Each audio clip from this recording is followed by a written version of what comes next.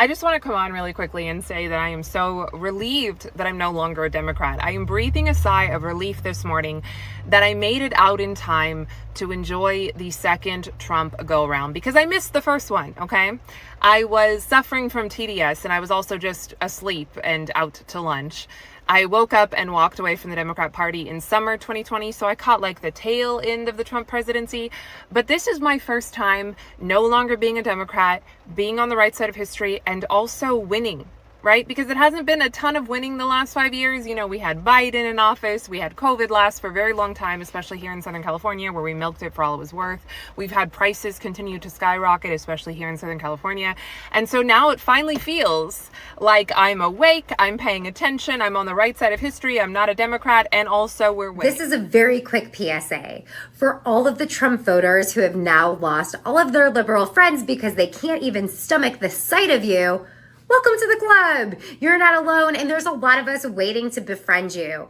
And to all those liberals who have dropped their friends, you weren't good friends in the first place. You weren't even friends. You were self-serving. You were narcissistic. Goodbye. We don't miss you. Good riddance. Get out of here. I'm a Republican, but every time someone on the left opens their mouth right now, like, I am this close to becoming a Republican. When I hear the words, no human is illegal, coming from a group of people that more than likely own fucking passports, like, I'm this close to putting a MAGA hat in my cart. Like, I am trying to be reasonable, okay? I am trying. I have very leftist views, okay? I don't like guns. I believe in trans rights. I believe that if you're a consenting adult, you can do whatever the hell you want to with your body. But when you start replacing words like mother with birth giver, and you see people like Gavin Newsom calling his own wife the first partner of California, like, I can feel my soul applying for an NRA membership. Like, I have traditionally leftist views, okay? I recycle. I believe in clean energy. I believe in healthcare for all. I understand and acknowledge that racism is alive and well in America today. But when I ask for something as simple as border security and you start throwing out words like racist and fascist and bigot and authoritarian, I start Googling where to buy a fucking F-250. Be leaders ourselves. Black women are being used by the Democrat Party. All of these socioeconomic indicators are in the negative, particularly for black people. They want mob rule. When Trump was in office, please somebody tell me, what act of dictatorship did he perform? She had Donald Trump's hair on top of her head. And she's sitting here talking about brown girl this, brown girl that. Because she's a black woman. They would ask her how to spell her first name and clap like sea monkeys. Oh, yeah. Whoa.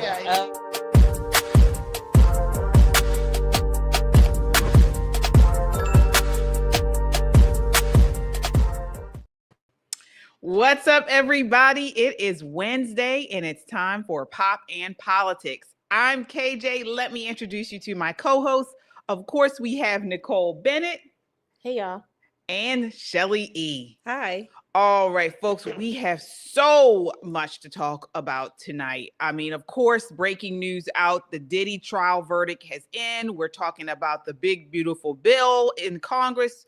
We're talking about Alcatraz, alligator Alcatraz. I mean, we have a lot to talk about. And of course, Trump's poll numbers are up. But before we get into everything, please hit that like button. It really helps to get our voice out and to get this video out to the masses. And subscribe. If you haven't subscribed, what are you waiting for? We're live here on YouTube and Rumble. If you're on the go, you can catch us on Apple Podcasts or Spotify under the name Pop and Politics. We love our chat. We shout out every super chat. So it's the best way to get your voice heard and also to get to join the conversation, because the mainstream media wishes we didn't exist. This is not just a podcast. This is a movement of God-fearing, truth-seeking, America-loving people that value freedom. Stand with us and subscribe so we can amplify this rallying call for freedom. All right, ladies, let's set it off. Want to start off tonight with that a couple of videos that we had play at the beginning of the show, and we are seeing President Trump's base grow. New out today, CNN polls showing historically high poll numbers for President Trump on the Republican side. Before I get you ladies in, let's take a look at this. This is clip 2.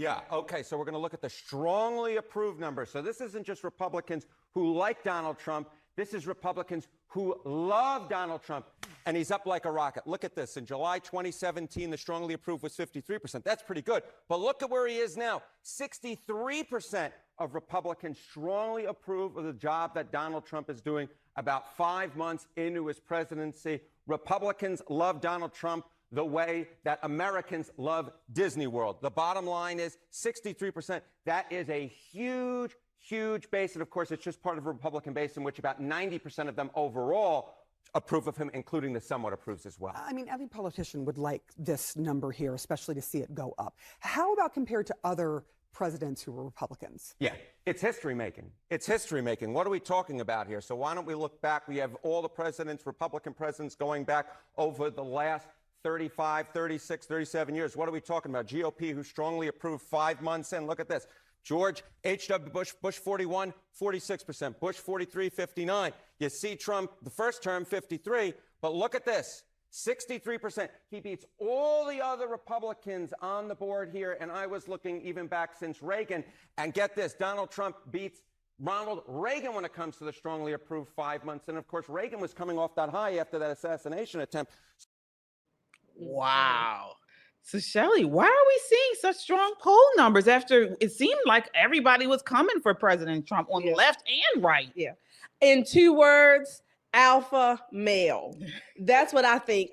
President Trump, as we know, he is not afraid. Not only is he not afraid in general, he's not afraid to take risks, if you will, strategic risk. He's not afraid to put it out there and say, this is what I'm going to do. This is going to work. Again, he's not always 100% sure. Maybe no one is, but nevertheless, he takes that risk. And so far, just like the stock market, when the volatility is high, there tends to be huge returns. And I think that's what we're seeing on the political landscape with President Trump at the helm. Yeah, Nicole, I mean, you're the strategist here. These are numbers you like to see, I guess. Let me tell you, he's winning in a big way. But there's also another reason. Not only the alpha male, but the beta bums on the other side. The crazier these people get, it makes you kind of rethink your alignment. Do you know what I mean? I think this whole thing, especially with Mamdani, had regular, if there's quote unquote a regular Democrat, right thinking person, say, wait a minute, I'm not a socialist. And if this is the way the party is going, I'm going to move somewhere else. So a lot of people move to be an independent. Well, that's a nice place to be, but you don't have a team. Do you know what I mean? So in states where you have to have a team in order to vote in a primary, you got to pick somebody. And I'm not aligning with a socialist. And there are people of a particular age, just being called a socialist is enough to make them go running for the hills. But as the Republican Party, I always say this, we are definitely a big tent party. Now, not everybody can be up front. Some people got to play the back. Some people have to hold the pole. But with that said, there's space for everyone. We'll take them all. Yeah, absolutely. Absolutely. We have a super chatter here, folks. Thank you all so much. All right, let's see here. Kung Fu CJ says, hello, Poppin' Politics family. Thank you so much, folks. As you guys come in, again, you guys know who have been watching us for a while. We are trying to hit 200,000 subscribers by the end of the summer, Labor Day to be precise. So we need you guys, hit that thumbs up as you guys come in to get the video out, and subscribe. Help us get there. We can only do it with your help. 200,000 subscribers by Labor Day. Can we do it? Yeah, can we do? Can I yell? Because who always says I'm yelling at them, screaming at them? Well, I'm going to scream at you for liking, subscribing, and sharing our links. Look, if you can go to foolish YouTube sites and all kinds of IG and things like that, and you can like those goofy and silly videos, you can certainly hit that like, share, and subscribe button link on our page so that we can get this word out. We bring you much more nuanced, intelligent. Actually, we bring you smart, edgy, and conservative content, and that you should agree on and hit that button. Don't leave here without it. Do it now. All right. Well, moving right along, folks. Speaking of President Trump's high popularity on the right, wondering if this is going to help him get this bill passed. Talking about the big, beautiful bill. So it has passed the Senate. Now it's back to the House. And we're wondering if this is going to make it. Take a look here. This is clip 4. Good morning. We are here today, united as House Democrats, to make clear to the American people that every single House Democrat will stand up for your health care, stand up for your Medicaid, stand up for your Medicare, stand up for the Affordable Care Act, stand up for nutritional assistance for our children, our seniors, and our veterans. Stand up for our hospitals. Stand up for our nursing homes. Stand up for our community-based health centers. And stand up against massive tax breaks for GOP billionaire donors. And that is why every single House Democrat will vote hell no against this one big, ugly bill. Okay, so He's so white. I know we've seen. I mean, he forgot stand up for illegals, because this is what we have really been seeing the Democrats do: stand up for illegals. Nicole, what are your thoughts on the big beautiful bill and what the Democrats have shown us? Listen, I love the big beautiful bill because I need my taxes lowered. I need the illegals out of the country. I no longer want to support them, their food, their missions, their drives. I don't want to see them owning homes. I don't want to see them buying property or cars. What the Democrats are talking about, we stand up for. Let me tell you what they sat down for. They sat down for a little boy who's fighting brain cancer, right? They sat down for families of women and children who have been brutally raped and murdered by illegals in this country. Exactly. They couldn't find their legs when the president of the United States spoke eloquently about our military. They don't stand up for anything. You heard them clapping. There was like a smattering of applause. Hakeem is doing his finger pointing situation. None of that works. None of that works. It makes me question whether or not they even really know who their base is. Who is he talking to? Because we all saw him sitting flat when America was standing. When America's heart was bleeding for these people, they sat there disinterested, holding fans with snappy slogans on it. They are so disconnected from what the average American is looking for. It is almost scary to think what's going to happen to that party after the midterm elections. Yeah. Shelley, what are your thoughts on this bill and what he just said? Of course, in general, like I said, I want the bill to pass. But all those groups that he listed, those are the people that the Democrat Party need to remain poor. They need to leech, if you will, off of the American people who are working and paying those bills. How about the illegals? And yes, there are some of them in some states who use, if you will, our emergency medical system to get treatments. That's billions of dollars a year that we pay for and that they get the services for. He mentioned the school lunches or not feeding the children. Well, when is it the government's job to not only feed, but to keep generations of children in poverty that get school lunches or whatever meals they get from the government? How about incentivizing parents to be able to feed their children? Give them their money back. Give the taxpayers their money back. The government should not be feeding children. The government safety net, as we call it, should only be there temporarily for a very few people, for whatever circumstances that may ensue. However, the majority of Americans, people really are not starving here in America. How many of you know people are starving in America? Not really. Truth be told, we have an overeating problem.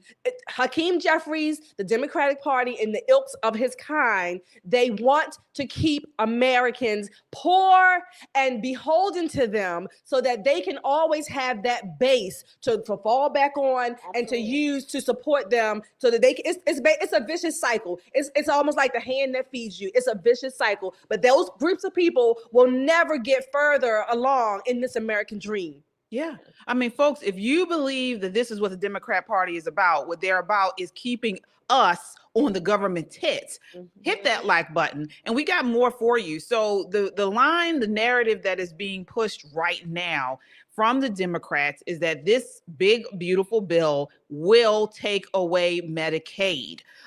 So they are saying that this is going to cut a lot of seniors, cut a lot of people, widows, people who need help off of Medicaid. Well, here we have on this next clip, Congressman Brandon Gill responding to that. Take a look. This is clip 5. What we are saying is that if you are able-bodied and working age, you need to be either working or seeking work in order to receive Medicaid. That is common sense. In other words, if you're a 32-year-old guy, you cannot sit on your couch and smoke weed all day and expect taxpayers to fit your Medicaid bills. That's wrong. That's something the majority of Americans agree with Republicans on.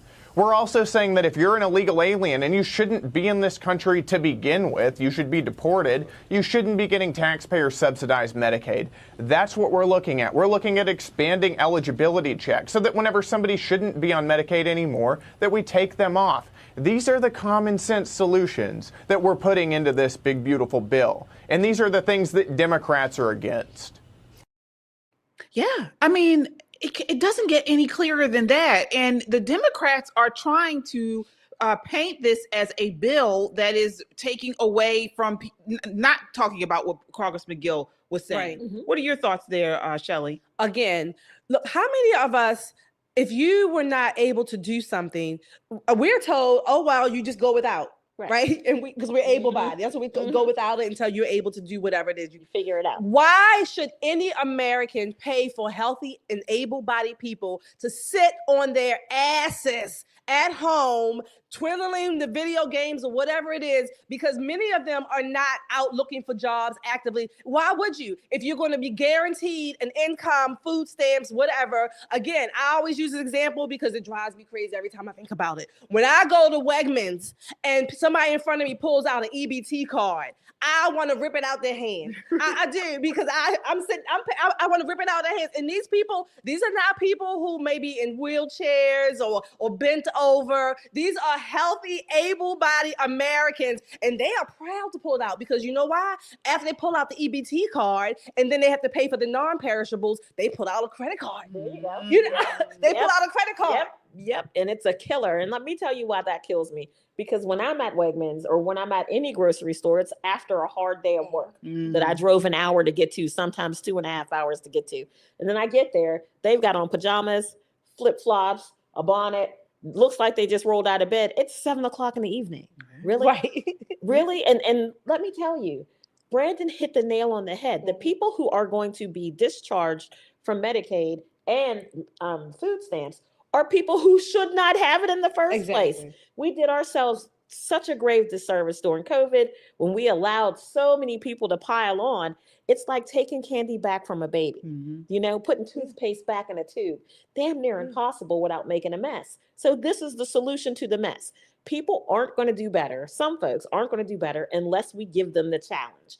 In order to get this, and it's not even full time. I think they're like 20 hours a week, something that gets you right back into the swing of life here in the United States.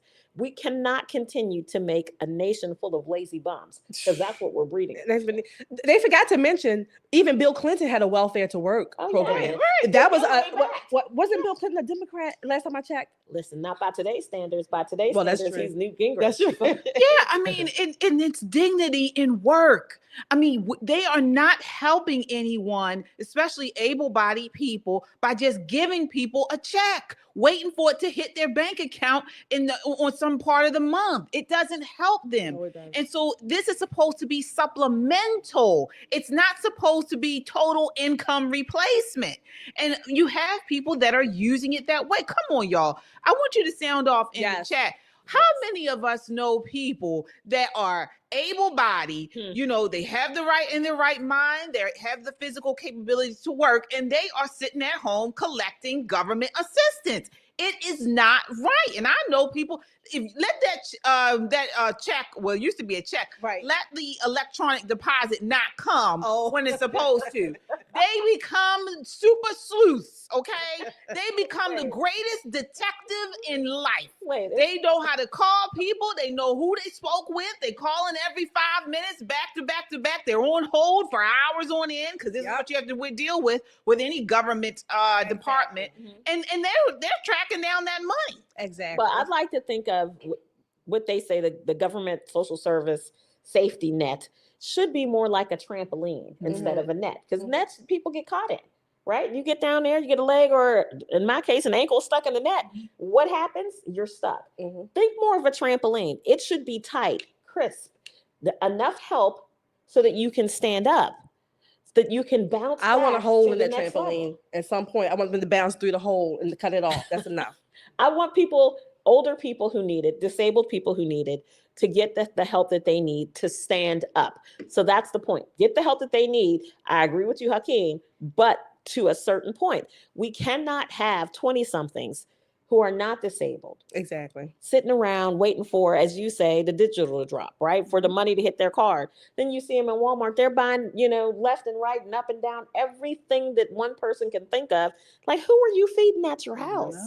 I want to mention another break this myth that he mentioned, Hakeem Jeffries, about the nursing homes. There's this idea that, okay, people in nursing homes, everybody's on Medicaid. Well, the people that I know who are receiving government services in Medicaid and nursing homes, they're the ones who are not faring well. Go to a private nursing home or facility where you are literally paying out your pocket. Look at the difference in care, in treatment, in the aesthetics. You're right. Yeah. Look at the difference. So anything that is government, particularly long-term government incentivized and subsidized, you get more of that. And in this case, it's usually to the detriment of the person. That's a very good point. And we need to talk about that because we have, the Democrat Party has moved so far to the left, they've gone socialist. And they want to put this, give us government assistance for all of our medical care and things like groceries and all of that. And we see that when you get these types of services, when the government takes over, it goes way downhill. Absolutely. Name one government program that worked well. I'm going to wait, but I'm not going to hold my breath. No. I'm going to tell you, everything they touch goes kaplooey. Everything they touch. Every 2 or 3 years, we hear how Medicare is insolvent. Social Security. Social Security is insolvent. The VA is killing folk, waiting 7 years for an appointment. We hear about this government inefficiency, and this is not a Doge moment, but this is what happens when you take a lot of tax money, and a lot of that money stays up in the administrative part of it. By the time it trickles down to patient care, it's pennies on a dollar.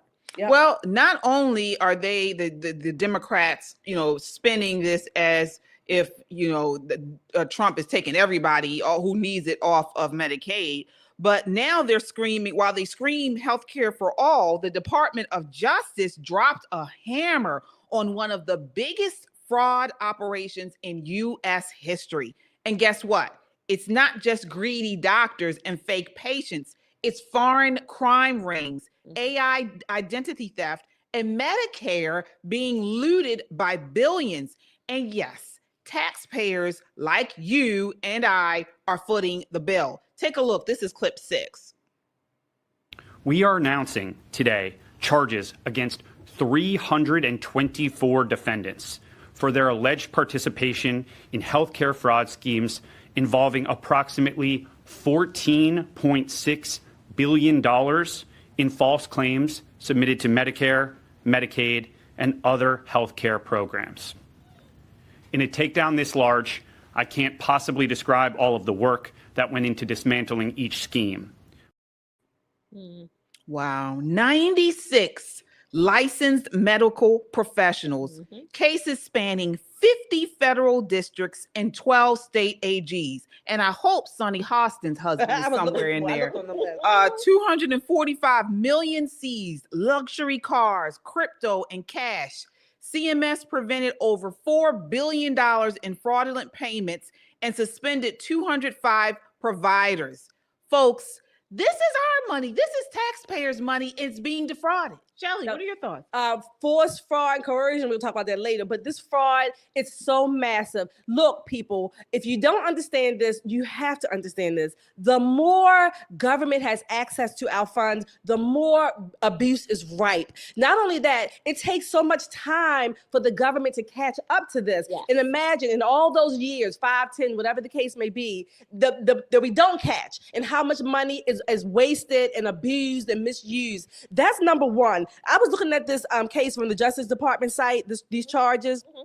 And this not only was national, it was international. Yeah. This scheme, I don't know what they call it. Ponzi scheme or whatever. It was, and so not only are we paying for literally paying for the abuse to go on X amount of time before it's even caught or charged. It's out of the country. And how much more of that money is circulating? The money that we Americans should have in our accounts to care for our families, our needs here in our hometowns or our homes. This is beyond outrageous. I mean, I'm reading through the charges. It's some really good charges and documentation here on the Justice site. You should read this. I encourage you to. But there were so many players in this scheme, or there are so many players. The scheme has been shut down now. But this goes far reaching. And I just can't wait to see the results of it. Yeah, I think the group of them were from Estonia, and then they tried to escape the country by going into Mexico. Yeah. And they were caught. But one of the things I want to say as a caveat, we love our Pop family, even the people who haven't subscribed yet, but we need you to go ahead and hit that subscribe button. But I need you guys to be much more careful with your medical information. You have to be very careful, because a part of this Ponzi scheme and these schemes that they're running is that they steal the identities of American citizens. And then they say that you bought a service or you bought an appliance, we call it durable medical equipment, kind of like the brace I have on my leg, and you've had follow-up visits. You don't know they're even doing it. You have no clue that they've done this under your name until maybe 6 months later, when the government sits down and they look at the data and say, well, hey, this group of doctors saw the patient with the same injury twice. Right. This other doctor way out here saw a patient with that same injury 50 times. That makes them an outlier. Then they send someone like me out to audit them and see what was going on. Maybe it was a paperwork error, whatever it was. So it takes the government a while to kind of spin the wheel to figure out what's happening. But for you have a car crash, fender bender, what have you. You hire a personal injury attorney. You sign that little waiver so that you can, they can get your medical record. Read it. At the bottom, it says any and all medical information, not just pertaining to your accident, but that time you had gonorrhea and never told your wife. Yeah, that information, homie. And once we release it, it's released. Yeah. Another thing I thought about this, when you mentioned they take your names, in these charges were listed. They mentioned that some of the people, or many of them, were dead people, right? Oh, yeah. So go back to Doge. Remember, Elon was going through was doging, and how the Democrats put up this big fuss. Oh, you can't take those things. People are dead on our rolls who are still receiving government monies or whatever monies they have, and they're dead. And we don't want to clean this up. The Democrats are crooked. Well, that's what I'm talking about. I mean, they want to, and they keep talking about Medicare for all, expand the Medicaid. They want to expand it because it's all, they know it's being exploited for billions. And so if they expand it, what's that mean? Exactly. More exploitation. Exactly. That's why they want to do it. It is a huge grift on us, on the taxpayer. And this is, I mean, this is terrible. And again, where's the outrage from the left? The same people who cried defund ICE and healthcare is a human right are silent when it comes to fraud. I wonder why. They're crooked. They're just crooked. Yeah. There's no other way to say it other than they will take whatever we're not looking at. And even if we're looking at it, they'll take it and say, well, you didn't see me do that. That wasn't what I really did. The only thing that's saving us now is that American people are starting to wake up. And we owe that to President Trump and to Elon Musk and the team at Doge that kind of said, okay, America, I know you don't want to hear about fraud, waste, and abuse, but do we really want to be buying condoms for dudes in Zimbabwe? And that, people were like, what? I mean, it was so outrageous to think. And then you had people from USAID who was saying, well, but they need condoms in Zimbabwe. But if you give them $100 million for condoms, again, they may see $10,000 of that. All of that stays at the top at the administrative state. So the people at the very top of this upside down pyramid are taking all of the money out. You hear people in these nations saying that. I'm glad you stopped the program. We weren't getting anything out of it anyway. Exactly. Folks, thank you guys so much. If you agree with this, if you think this fraud and waste needs to be exposed, hit that like button and subscribe. Subscribe to Pop in Politics. We are smart, edgy, and conservative. And so if you like this brand of conservatism, subscribe. We have a super chatter here, folks. Thank you all so much. Thank you. All right, let's see here. We have Kung Fu CJ with the $5 super chat says, I'm getting bills for my mother. His wife. And she is in a nursing home. Okay. Yeah. Yeah, it's tough. I mean, my goodness. You know, many people are underwater just in medical bills, you know? Sure. That's I think that's like the number one reason for foreclosure. Right. Medical bills. Yeah. Yep. So, and while we're all trying to pay this stuff, you got illegals getting it for free, getting their bills paid for free. And The View agrees with it. So you guys know this is what we do here. We call the left out because they need to be called out, and this needs to spread. People need to understand what they are supporting, what they are advocating for. So again, share this video as much as you can to get the word out. Speaking of that, we have The View. Take a look at this nutty exchange. This is clip 12.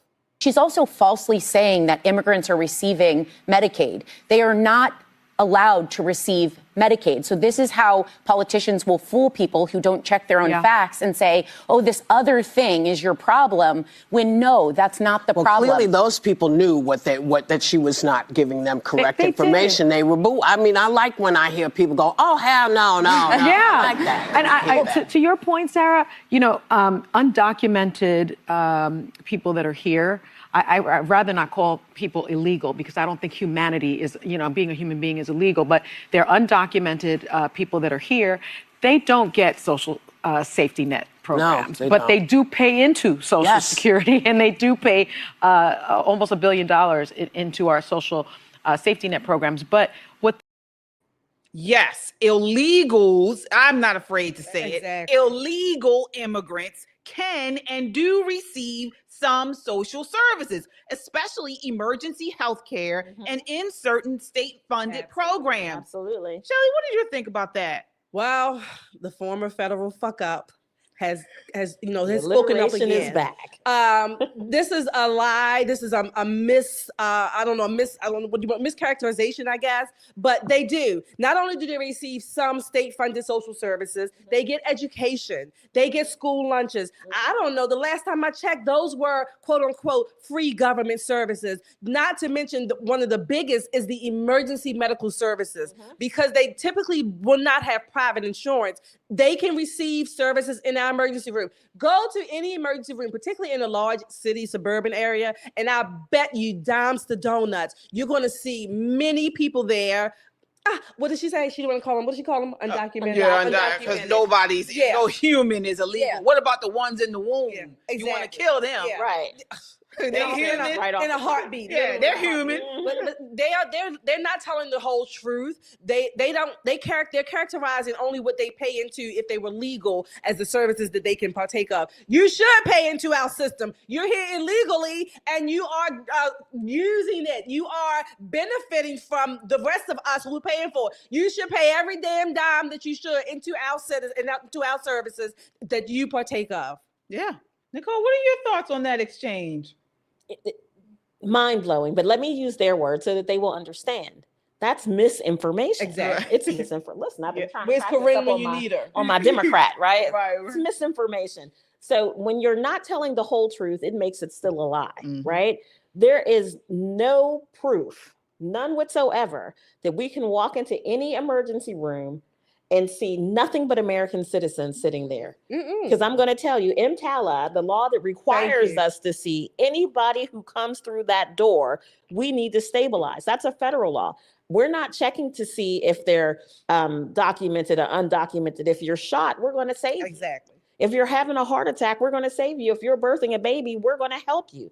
That's what American healthcare does. They don't pay those bills. No, they don't. I don't know where these two women live. They won't even pay a bill if they hit you on the road. They hit your car. No, they don't have car insurance. They don't have car insurance, and they flee in the scene. Exactly. You know, and or the first thing they say is no habla. I'm like, okay, it's no problem. Yeah, that's what they say. Let me call ICE. They habla. Let me call ICE. Right. Another point that again Sonny didn't make is that most of the, if not all, states who have these state funds, they are shared or split with the federal funds. Yep. Don't be mistaken. Whenever federal funds mix with state funds, first of all, it's all taxpayers' money, okay? It's just a matter of moving from one account to the next. You don't know how they're going to use, only this dollar goes for the state and only this. Bull crap. I wanted to say something else, but I think we have some guests here. I'll try to keep it a little clean. Oh, you've already said the F word. Oh, well, I'm sorry. Go ahead. Okay. Yeah. So let's break it down as far as the numbers. So the Daily Wire reports that over 1 million illegals are enrolled in Medicaid programs, including unauthorized residents. The impact is enormous. Unpaid medical care equates to taxpayer costs. So, $2.68 billion in 2020, $2.35 billion in 2021, $3.38 billion with a B in 2022. The list goes on.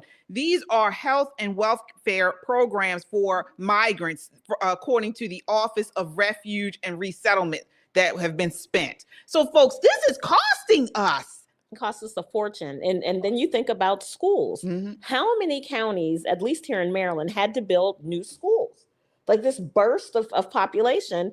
But then you hear of them immigrants. Oh, I'm sorry. You hear the census illegals. You hear the census saying, well, Americans aren't having kids like they used to, but we need more elementary schools.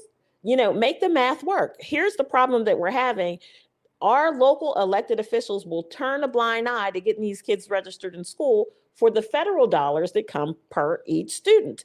So when they say, they don't get any social safety net, anything, they're not a drag on our economy. They drive on our roads. You don't see them paying any taxes for that, right? They run into your car. They don't have car insurance. In fact, I think it was Tennessee that today or maybe yesterday made it illegal for them, illegal aliens, because I'm going to call them the 1980s term, fight me. Right? Illegal aliens cannot rent a home or an apartment in Tennessee anymore. Imagine that. Yeah. Can you imagine what we would look like from an immigration standpoint if they couldn't find a place to live, they couldn't buy a car, they could not enroll their children in school? Do you think they'd go back home? Yeah. Well, the border is pretty much closed now. Right. Zero. Exactly. Zero. So yeah, folks, if you agree to what we're saying, if you want your hard-earned tax dollars going towards Americans and not illegals, hit that like button and subscribe to a smart, edgy, conservative perspective. All right, we are moving right along. Again, President Trump has put down the hammer, and not only him, but DeSantis is helping him as well. So President Trump made a bold move for border enforcement, visiting Florida's newest illegal alien detention facility recently, now being dubbed Alligator Alcatraz. Tucked deep in the unforgiving Everglades, this state-of-the-art site is sending a crystal clear message. The days of free hotel stays and sanctuary handouts are over. Take a look here. This is clip 11. I won't be in jail if I see somebody wearing an Alligator Alcatraz shirt or any type of merch. It is a concentration camp. And using that language matters. It is a concentration camp, and we're acting like it's an amusement park. It's disgusting. Wow. Okay. So you see another unhinged leftist is upset about this alligator Alcatraz. What are your thoughts on this, Shelley? I think it's hilarious, number one. Number two, I've never known concentration camps to have air conditioning, beds, right? Nice, clean, lighted facilities, 3 hots and a cot.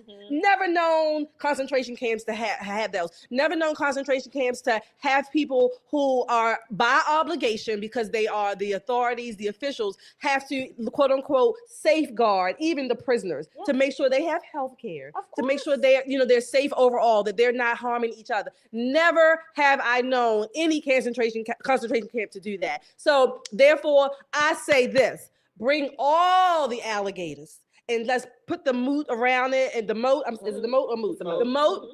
Get it more secure, all the alligators, and put some more snakes in there. Bring them all. Their asses ain't going nowhere. Yeah, because I hear alligators like international meat. So I want to get you in on this, Nicole. But before we do, take a look at this next clip. This is President Trump talking about it. This is clip 10.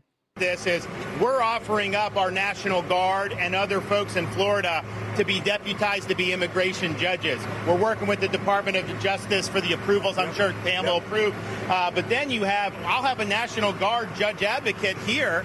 Someone has a notice to appear. Biden would tell them to come back in 3 years and appear. Now you'll be able to appear in like a day or two. So they're not going to be detained, hopefully, for all that long. We'll have people here in this facility that can make, it's a bureaucracy. The president's got to deal with the bureaucracy. Now, that Supreme Court ruling was good because that's going to allow him to be able to exercise Article 2 the way founders intended. But you still have bureaucracy. So we want to cut through that so that we have an efficient operation between Florida and DHS to get the removal of these illegals done. Let me say, they are not playing around. No. They went back to the Wild Wild West. Nicole, well, first of all, two things. Shout out to Florida for making use of every strip of land they Absolutely. You know what I mean? Apparently, this was an old airport runway kind of thing. And most Floridians live around marshland. Like if you live in well, not the Keys because the Keys are beautiful, but if you live in a swampy area, Louisiana, Florida Alabama, was most it's saving them money from having to put up fences and all this other stuff. This is actually a great idea. And for all the Democrats who scream and holler about, us taking care of the wildlife and the swampland, look at what we're doing. We're using it to our advantage without damaging one alligator. No alligators will be harmed at Alligator Alcatraz. And oh, by the way, in the chat, sound off if you think we should have Alligator Alcatraz merch. Because I'm in for that. Absolutely. If it's going to send old girl to jail, I'm in for 2-3 shirts. Well, I tell you what won't happen there either. Another thing won't happen there. They won't have the Shawshank Redemption shot there. They won't. Ain't nobody coming out of there. So nobody's Andy crawling Dufresne would be dead in his grave. He would just die first because he ain't getting out of that one out there. Yeah, and it's because it's only one way in and one way out. According to this, it's a 10 to 12 hour trek through treacherous terrain with little to no chance of reaching Miami. Once you get to Miami, you look like you didn't walk through a swamp. Like Miami is pretty. Well, you get there with no legs and no legs and no ass. You have to walk like some type of snake on your belly. Get there because this thing, nibbled to death. Yeah, I would not. I mean, folks, have you seen an alligator try to attack? I mean, it's one of the scariest things you will ever see. They are fast. They are fast. And I will at least give you guys a little tip. If you do get out and you find yourself in, an alligator is coming at you, you got to run zigzag because it's hard for them to turn around. So run zigzag. Yeah, I mean, they ain't gonna get far. They gotta swim through the marshes and the swamp stuff first. Listen, if the gators don't get them, the pythons will. I mean, there you go. This is swamp. This is not. You make your choice. You want to be bitten and crushed to death, or do you want to be constricted and squeezed to death? Oh my God! Or you could use that CBP1 app. Get a free flight to a country of your choice. There you go. And get $1,000 6 months later. I'm saying we have a little bit of everything for everybody. Yep. Use your best judgment. But I also love that DeSantis is saying that there will be no backlog. 2 days, you had your chance in court. Now, this is not quite as efficient as the Nicole Bennett plan, where I said send them home and let them zoom in for their court, because that saves more money. But okay, fine. Yep. Send them to Alligator Alcatraz. They can, make their plea and get shipped back home because, it was an airport. Yeah. They can ship them back home. I mean, we're not wishing this on anyone, but it sure is funny thinking about it. Yeah. I mean, we see some super chats talking about, it looks like the House got 221 votes. Mm-hmm. Can the producers, can you send a word about, the bill just got 220 votes, no more left. Okay, so I wonder what that means. Do we have the votes? Will this bill go through by the 4th of July then? We'll see. But I want to ask, before we move on from this, why do Democrats seem more upset about illegal aliens facing consequences than Americans being overrun? What's going on here? I mean, do you really think they are advocating for non-Americans over Americans? Oh, absolutely. Again, it goes back to their base, the base that they want to see them keep them in power. If you are constantly saying, we're going to give you free, give you this, then those are the people you want to put you in power. You're going to expect something in return. This is still politics. They're not doing it out of the kindness of their hearts, okay? They are hoping that it keeps them in power, keeps them in office for as long as whatever it takes. But these are the people who, yes, they are preying on. So yeah, I do believe that they're looking at non-Americans over Americans. Wow. Well, folks, if you're fired up about President Trump putting America first again, hit that like button, subscribe, and share with someone who's had enough of the open border madness. All right. So, gotta get to Diddy. All right, folks. Diddy was acquitted on top charges in the bombshell sex trafficking case, found guilty only on prostitution. So he was guilty on 2 counts of transportation for prostitution, both tied to former girlfriends. Each count carries a max sentence of 10 years. He was acquitted on racketeering, conspiracy, and sex trafficking charges. Diddy's defense admitted to violent behavior in relationships, calling it happened. So today, just a couple hours ago, the judge did deny bail, citing a history of violence and flight risk. So before we get into this, take a look. Megyn Kelly was actually broadcasting live when the verdict was announced, and she was livid. This is clip 7. New York Times, with a touch of levity, the judge said he assumed Combs would not want to return to the Brooklyn jail where he has been held. Combs shook his head vigorously and put his hands together in prayer. Oh, it's all just so chummy inside the courtroom for this disgusting pervert female abuser who I can't believe is about to roam our streets again. I'm sorry, I'm disgusted by this verdict. This is fucking ridiculous. I just find it absolutely outrageous, the amount of crime that this guy just got away with. I believe he committed arson. He definitely battered Cassie. He battered Jane too. The statute of limitations for battery in Los Angeles, California is 1 year. 1 year. So if they didn't charge him for battery within 1 year, and they couldn't because he bought the tape and it remained hidden thanks to those security guards out there, then they could never charge him with that again. There's no question. He dragged her back into that hotel room. Why wasn't that kidnapping? They only talked about the kidnapping of Capricorn Clark, who was his sort of main assistant, because she said he grabbed her and made her go with him over to Kid Cudi's house. There's no question he broke into Kid Cudi's house, in my view, and that he opened up the Christmas presents and locked the door in and made a threat. There's no question in my mind he was behind the arson of Kid Cudi's car, and there was proof, plenty of proof to prove that. There was female fingerprints they found on that, the firebomb that was left there, the Molotov cocktail.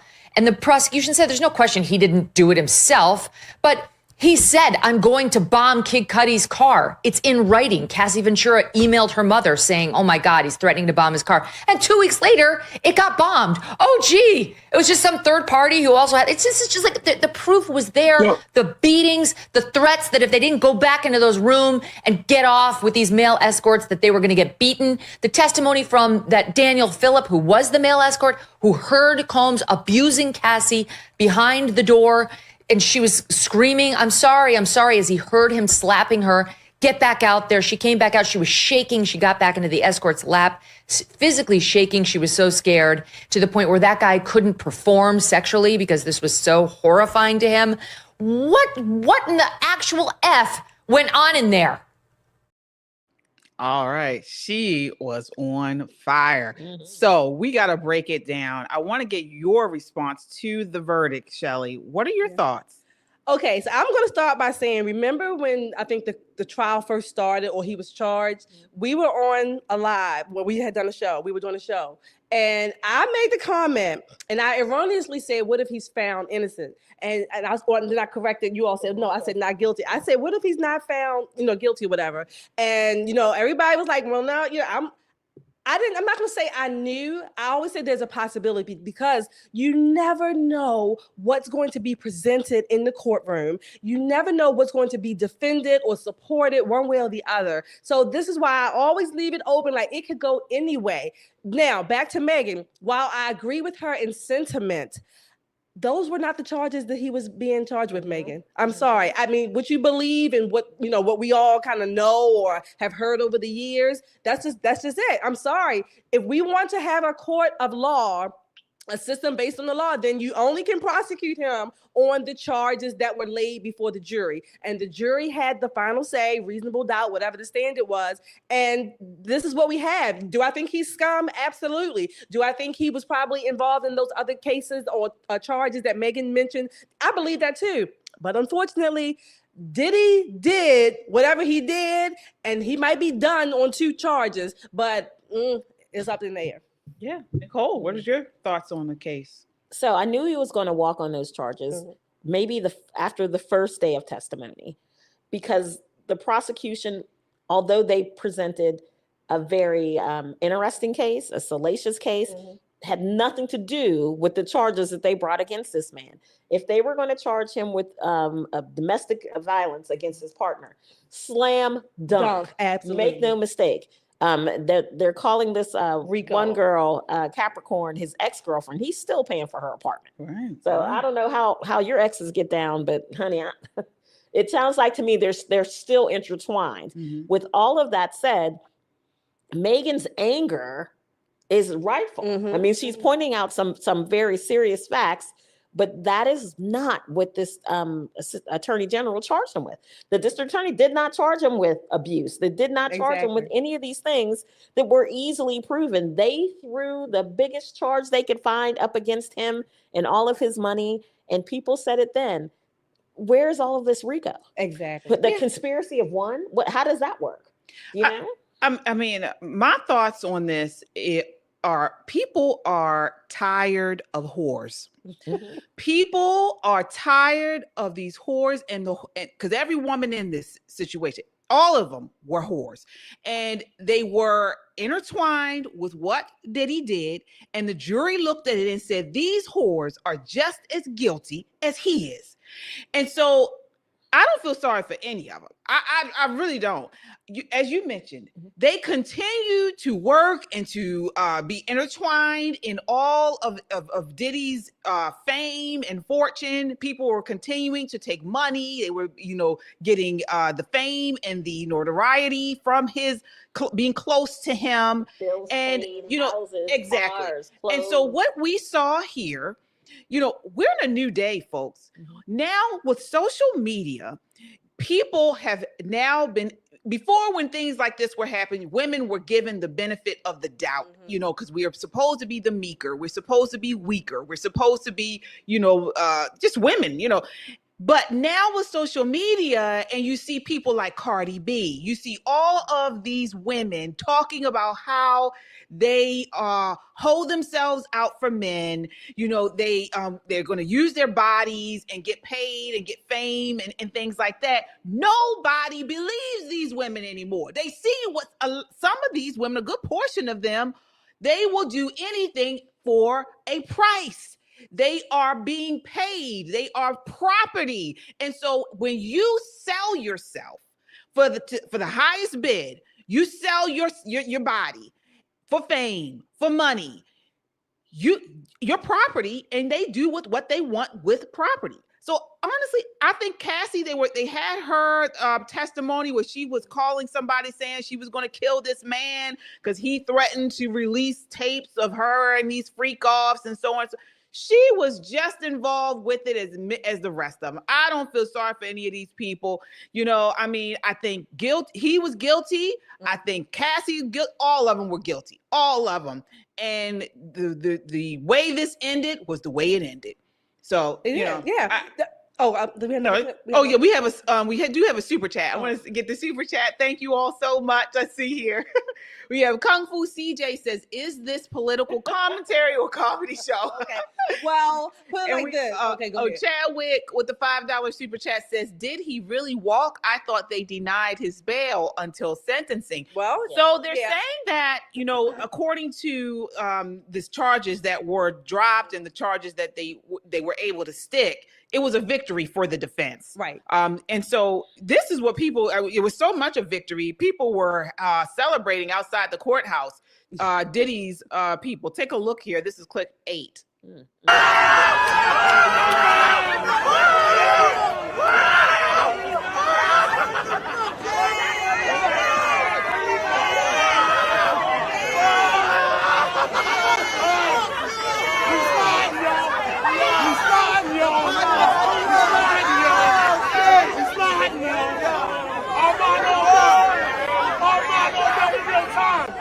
I told y'all this to get out.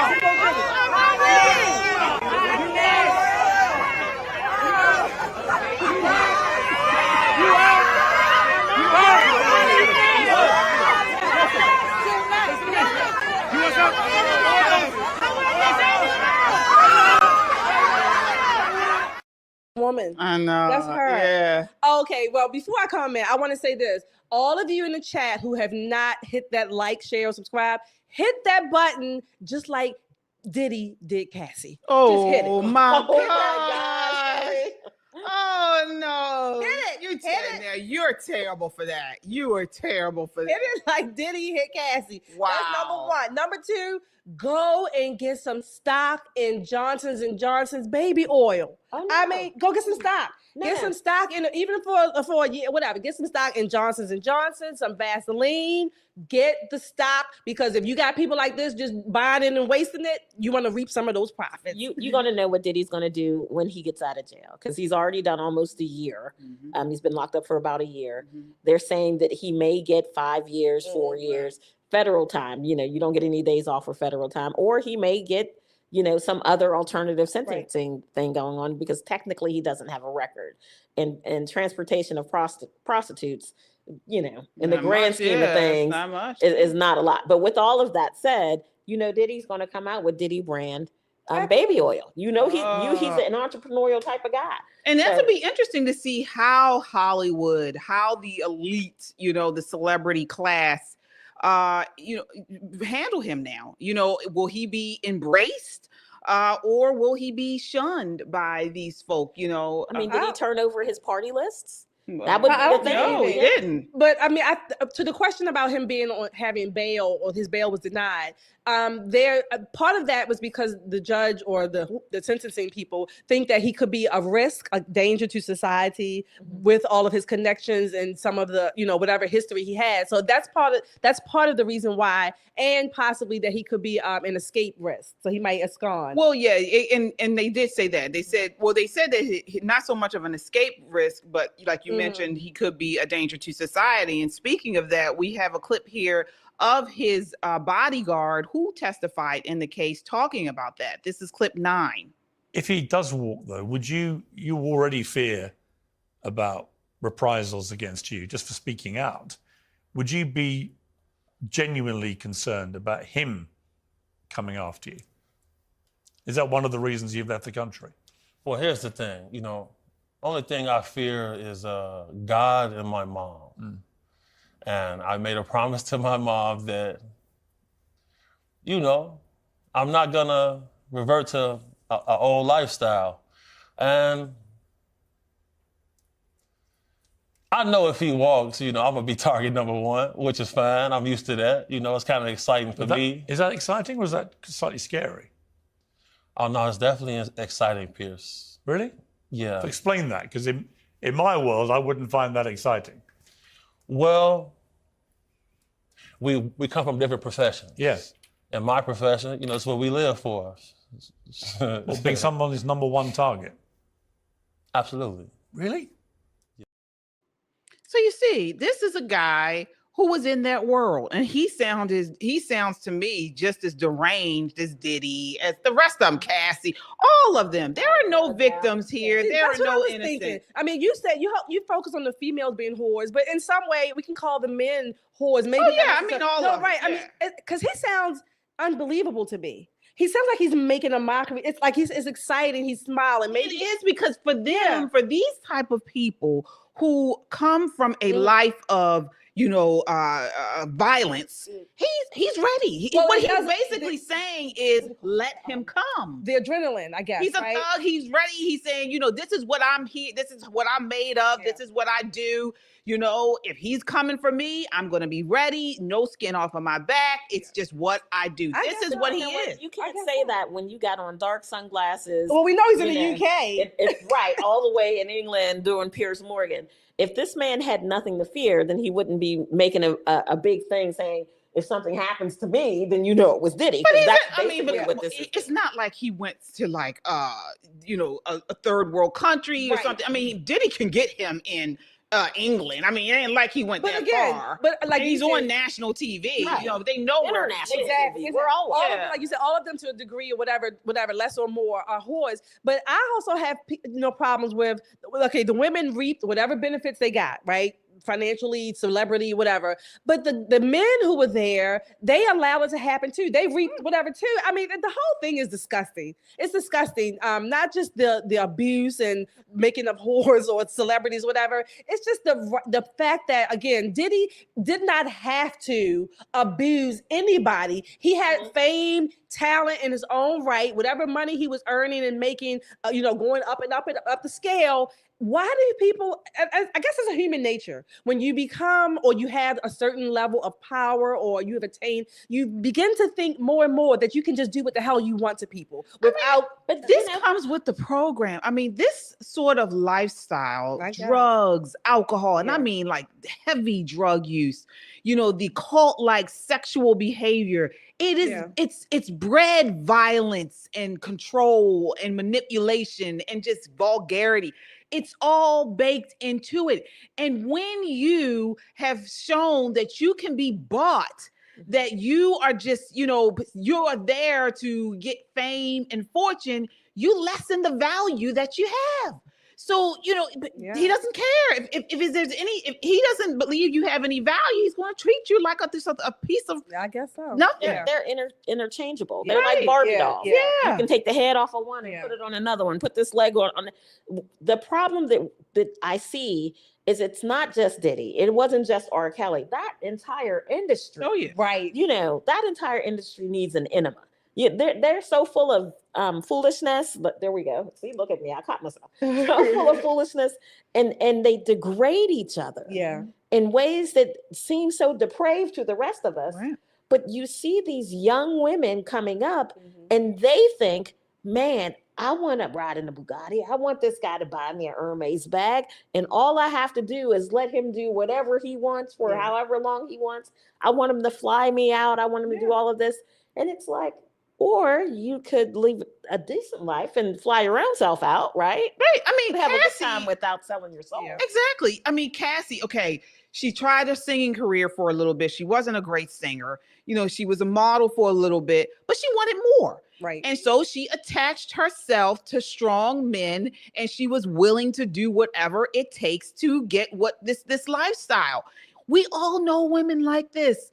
This is not new. It's been, going on from the beginning of time. But the thing about now is it's been glorified. Right. It has celebrity. been in a way that has never happened before.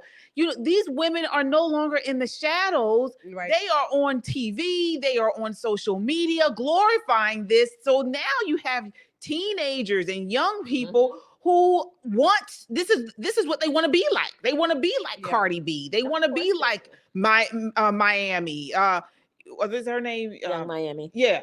Young Miami. They want to be like these people, and they were willing to use their bodies in any way imaginable to get there. Yeah, I think it goes back to something we talked about before, that it almost, and I'm going to say this, and I'm saying this with a sense of humility, okay? I'm not mocking or knocking anything. It almost matters less the family structure, not structure, the family you come from, your parents will do the best that they can, but it also lends credence to the pull of the culture. That's what I want. That's what I really want to say. That's what I really want to say. Not so much that not that your family doesn't matter. That's not what it came out wrong. It just lends credence to the pull of the culture, that you can come from the best of circumstances and you are up against the cultural pulls, the cultural values, if you will, and fame and celebrity and fortune, to the point where people maybe we don't ask ourselves enough, what is enough?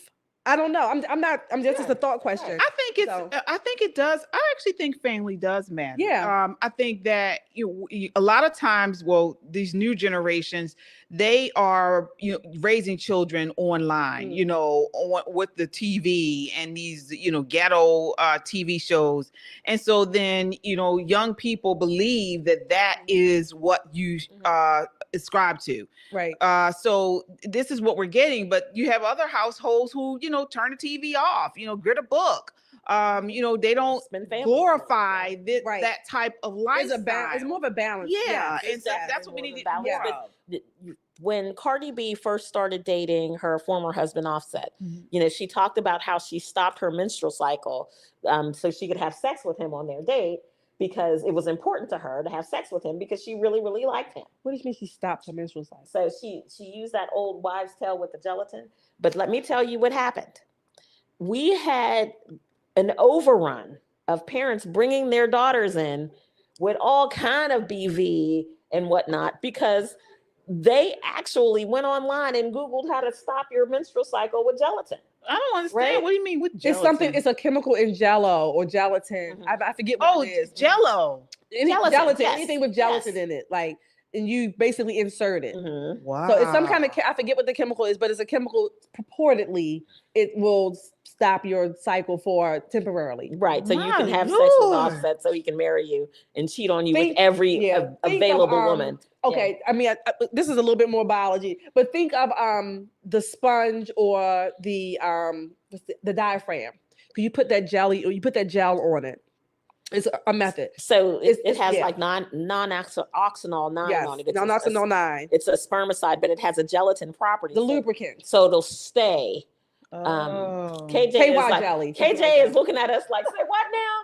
But this was such a thing. Culturally, it was such a thing. It was trending on Google. Little girls, young women all over the country are like, what? I can stop my period to have sex with a guy. It was ridiculous. It was absolutely ridiculous. But it did prove to me that what Shelley was saying and what KJ is saying is right. You can have a kid that grows up in a beautiful home, a beautiful 2-parent home. Both parents love these children, give them, the best that they can afford to give them, take them to church on Sunday, but you leave them alone on the internet for an hour, and all of a sudden Cardi B is the person who's telling her, you can stop your period to have sex with a guy that you really like, and hopefully he'll propose to you too. That draw is so strong. Yeah, that's what I mean. Yeah, that's what It is hard to fathom how you can separate your children, even if it's just an hour. Wow. Even if it's just 1 hour. Well, folks, we will continue to bring you the latest in this case and more. Please hit that like button as you guys come in. Hit the like button. It really helps to get our video out to a broader audience. And subscribe, folks. We have a goal to hit 200,000 subs by Labor Day. We are going to do it, and we need your help. So please share this broadcast in a DM. So put it on your social media timeline, anywhere, and subscribe. We want to grow this community, and we need your help to do it.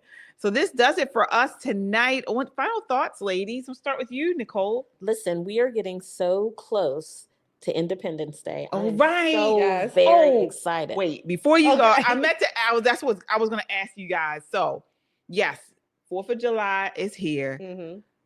What does it mean? Are you proud to be an American, and why? Of course.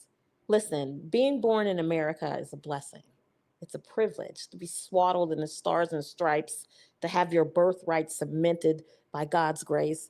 If you don't see this nation and everything we've been through, and I'm not discounting any of the things that this nation has been through, but look how quickly we've pulled ourselves together. This is an exceptional nation with very unique people. We're all very diverse. Even here on the panel, we're incredibly diverse, but our love of this country brings us together. right? Americans can do anything when we work together. The problem for people who can't find it in their nature to love this country is not the problem of the country. It's a problem from within. If you don't see the value in your American citizenship, let me tell you how people starve and die. They're raped and beaten just to get here to live among us. I love this nation and everything it's done for me and my family and for my friends. And I am so happy to be celebrating the 4th of July, our 249th, because next year is going to be turned up for real. It's going to be crazy next year. What about you, Shelley? Are you proud to be an American? And if so, why?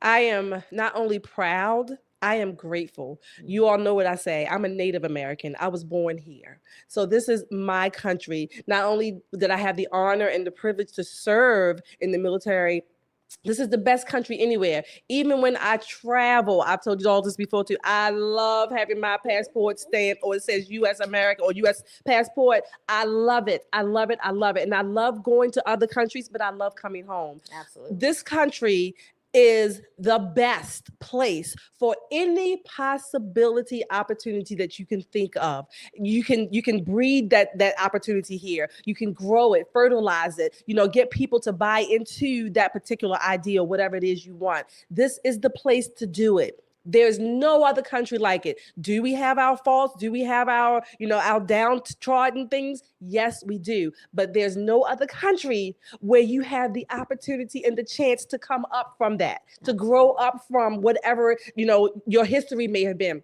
Maybe you weren't raised in the best of circumstances. Maybe, unfortunately, maybe you were abused in some of your circumstances, even by your parents or people who are supposed to love you, but you don't have to stay there. You don't have to stay there. This country, I believe, was God-breathed. Absolutely. It was God-ordained. Our founding documents tell us that. When I read little stories and clips and vignettes of people in history that I may have never heard about, and some of the things that they went through just to get, on a horse or whatever, to go to Philadelphia or wherever other state that they can see and experience, just to say they set foot on American soil, it humbles me.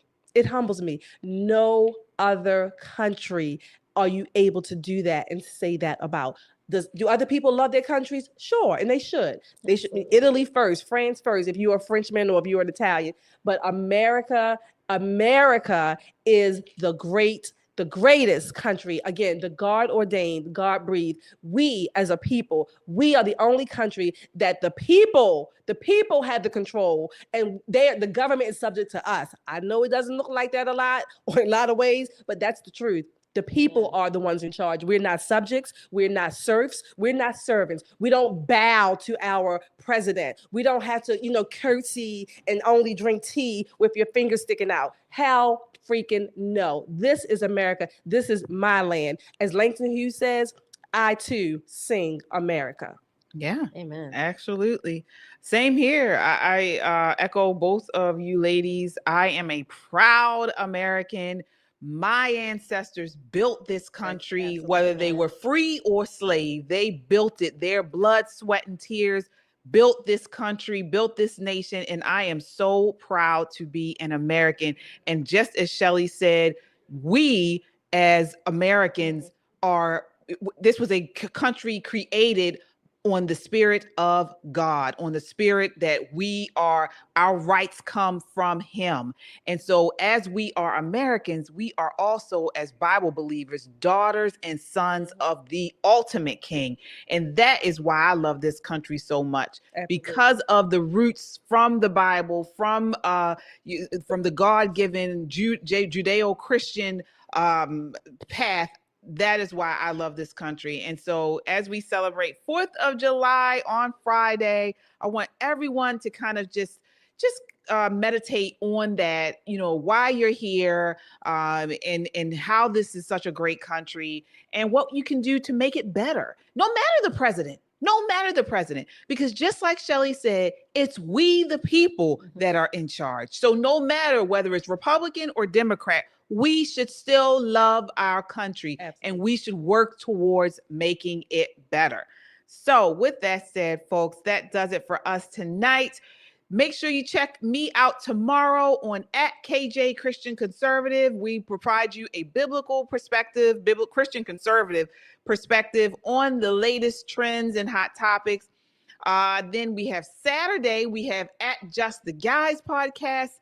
They bring you a male perspective on these topics. So that's @Just the Guys podcast, Saturday at 6:30. I'm on at 9 o'clock tomorrow. So 9 o'clock p.m. @KJ Christian Conservative, Saturday, 6:30 p.m. @Just the Guys podcast. And that does it for us. And you can also catch the All American Talk Show. They were on yesterday. Catch them, check them out at 6. They come on Tuesdays at 6:30 p.m. All on the Metro Conservative Media platform right here on YouTube. All right. Until next time, wishing you warm days and starry nights. Good night. Good night.